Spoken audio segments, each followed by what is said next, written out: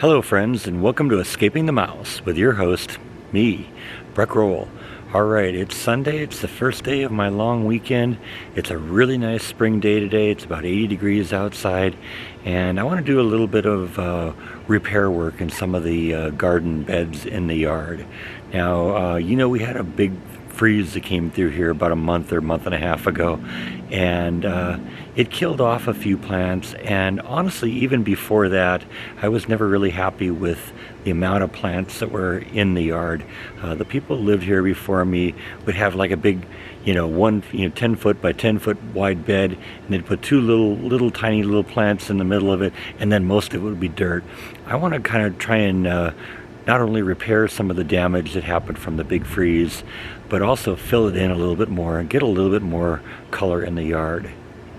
Now, when I got up this morning, my original plan was to work on this area right here.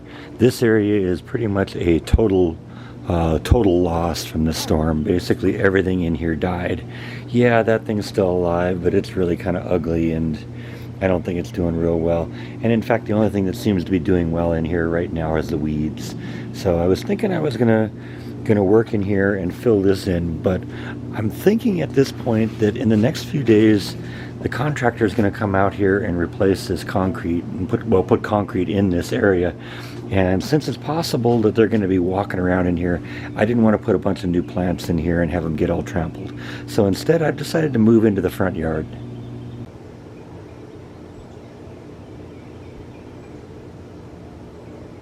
This is another area in the yard. It's a nice, big, beautiful planter area, but they have like 3 or 4 plants in this whole area. And of course, we got this nice big pecan tree, and that's going to stay here.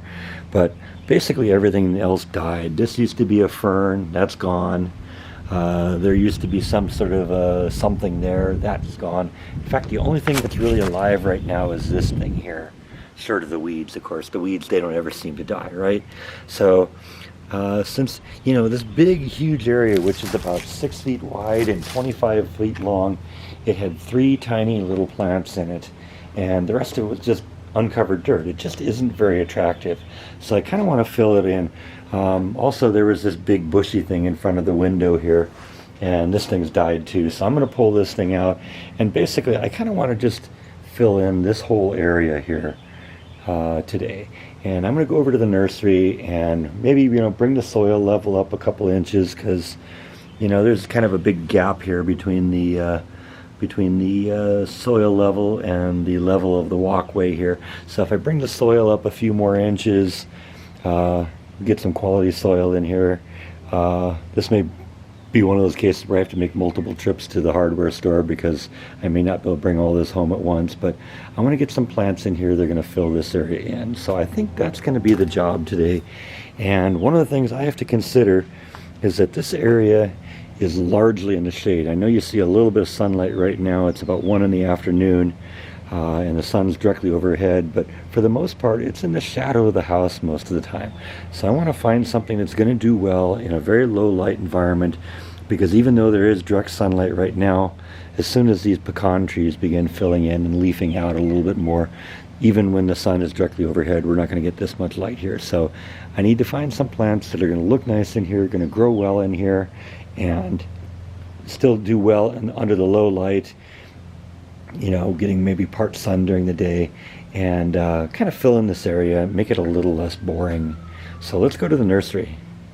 So I'm back from the nursery. I got a bunch of things I think that are going to do well in low light to no light, which is kind of what this area is. And actually, as we look out here, parts of this area do get a little bit of sun about noon, but it isn't going to be a whole lot of light. And since I'm probably not going to go much further than about here, we'll do this section a little later. What I got is this, and I'm sorry I don't remember what this is called, but this is a kind of a ground cover thing, which should kind of fill in the area real well, kind of make it all nice and green in here, kind of hold the soil together and be kind of nice looking. I got a couple of these things. This is another kind of a ground cover thing that will probably get 3 or 4 feet tall and kind of just fill in the area, kind of just a nice lush green plant called a spreading Japanese plum yew. And like I said, those should look nice. And I also got a couple of hydrangeas. I've had hydrangeas before, and they'll add a nice little splash of color, because these will bloom with just constant flowers that are either kind of purple in color or pink in color, depending on the acidity or alkalinity of your soil. So those will provide a nice splash of color, and like I said, the rest of it is just going to kind of act as ground cover, and that's kind of what we want. We want to just fill in the area. So since the hydrangeas like a little bit more sun than I think the other two, I'll probably end up moving the hydrangeas more out into this area, and then we'll do the ground cover just kind of right along here where it's shady. Now before we get to the point where we start planting, I think what I need to do, first thing, obviously I got to take this thing out. This thing's dead, and so we're just going to replace that, and that's going to take a little time. Also, since I want to bring up the soil level a little bit, I'm going to have to account for some of these sprinkler heads, which I'm going to have to raise up. That one's going to definitely have to be raised up. That one's going to definitely have to be raised up. That one over there is going to definitely have to be raised up. And then I basically got to pull everything out of here so that we're ready to go. So I think that's going to be the first job. Let's get all this out of here, get it all cleaned up so that we can begin raising the sprinkler heads. And like I said, I'm going to raise the soil level in here too, probably 3 or 4 inches. So I'm going to have to go back to the nursery and get some more soil also. I'm figuring I'm going to need 37 cubic feet of it to do it. So that's going to maybe be 1 or 2 trips from the nursery also. Now, one of the things I tend to do with plants is let's see what's going to work and what's going to live, and the things that live get to stay there, and the things that don't live get replaced. So since this thing seems to have survived and is actually kind of bouncing back on its own, this thing's going to kind of be the orphan in the whole area, and I think I'm going to leave this in here and we'll just work around that. So yeah, that's going to stay, but I think everything else goes. All the grass, all the weeds, all the junk in here, it all is coming out. And since it's a little warm out here today, it seemed like a good day to bring the swamp cooler out. This will let me kind of cool the area down a little bit so it isn't quite so hot here. So that thing actually came out a lot easier than I thought it would. There was one little issue I ran into. I tried digging right here, and it's like I was hitting a rock. And that turns out I was. There was a big piece of flagstone that got buried there. So we pulled that out. We'll turn that into a stepping stone somewhere along the line in here. But like I said, this thing came out pretty easy, and it's just kind of out there on the lawn right now. Now there was also a lot of leaf waste in the corner behind the plant there. So what I'm going to do is I'm going to try and recycle a lot of that. What I'll do is I'll just line the bottom of the holes I dig for the new plants with this stuff. I'm going to have to get some potting soil to kind of deal with that also, but you know, it's a good way to get rid of this. We'll just put it in the ground, it'll turn it into nice mulch, and it'll provide fertilizer for the new plants. Better than filling the landfill, right?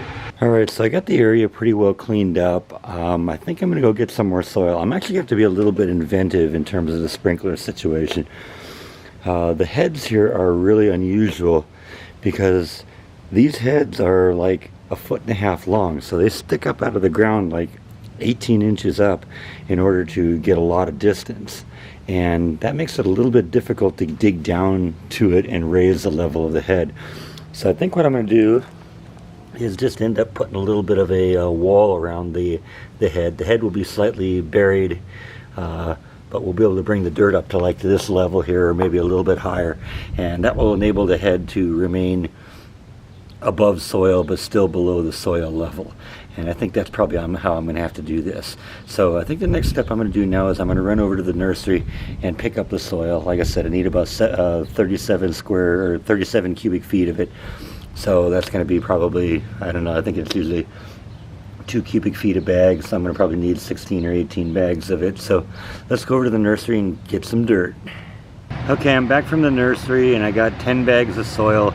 Each bag is about 2 cubic feet, so I'm about halfway there. I'll probably have to go back and get another 10 bags. But I think the next thing now is to put the plants in the ground, and I've already kind of placed them where I want to go. So let's take a look at that.